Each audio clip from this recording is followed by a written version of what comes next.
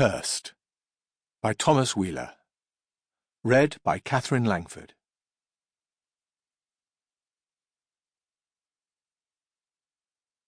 But there was heard among the holy hymns a voice as of the waters, for she dwells down in a deep calm. Whatsoever storms may shake the world, and when the surface rolls, hath power to walk the waters like our Lord. Alfred Lord Tennyson, Idylls of the King.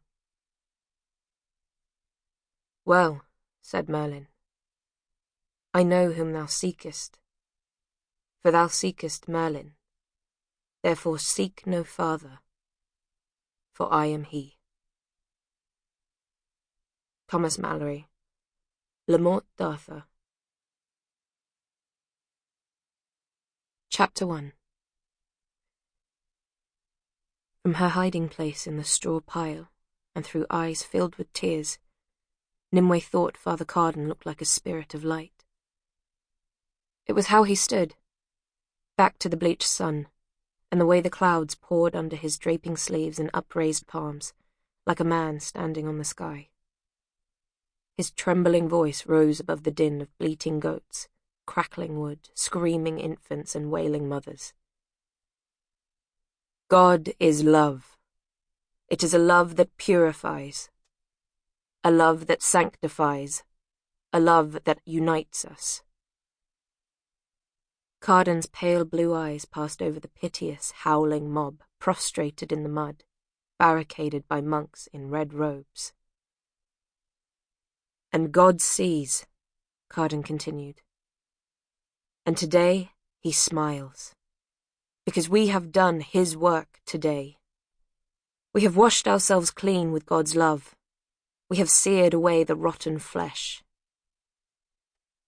The clouds of smoke billowing around Carden's arms and legs swirled with flakes of red ash. Spit flecked his lips. Sawed away the corruption of demonism. Expelled the blackened humours from this land. God smiles today. As Carden lowered his arms, his draping sleeves dropped away like curtains, revealing an inferno of 30 burning crosses in the field behind him. The crucified were hard to see in the thick black smoke. Biette, a sturdy block of a woman and mother of 4, rose up like a wounded bear and hobbled on her knees toward Carden before one of the tonsured monks in red stepped forward, planted his boot between her shoulder blades, and kicked her face first into the mud. And there Biette stayed, groaning into the wet earth. Nimue's ears had been ringing since she and Pym rode into the village on Dusk Lady and saw the first dead body on the trail. They thought it might have been Mikkel, the tanner's boy, who grew orchids for the May rituals, but his head had been crushed by something heavy. They could not even stop to check, for the entire village was on fire, and Red Paladins swarmed, their billowing robes dancing with the flames. On the fallow hill, a half-dozen village elders were already burning to death on hastily erected crosses. Pym's screams had seemed far away to Nimue as her mind went white. Everywhere she looked, she saw her people being choked in the mud or torn from their homes. 2 paladins dragged old Betsy by her flailing arms and hair through her pen of geese.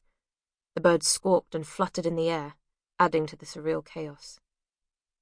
Shortly thereafter, Nimue and Pym were separated, and Nimue took shelter in the straw pile where she held her breath as monks stomped past her carrying blanket bundles of confiscated goods. They unfurled the blankets on the floor of the open wagon where Carden stood, spilling the contents around his feet. The priest looked down and nodded, expecting this. Roots of yew and alder, wooden figurines of elder gods, totems, and animal bones. Carden sighed patiently. God sees, my friends. He sees these instruments of demonic conjuring. You cannot hide from him. He shall dredge this poison out. And shielding others like you will only prolong your suffering. Father Carden brushed ashes from his grey tunic. My Red Paladins are eager for your confessions. Sample complete. Ready to continue?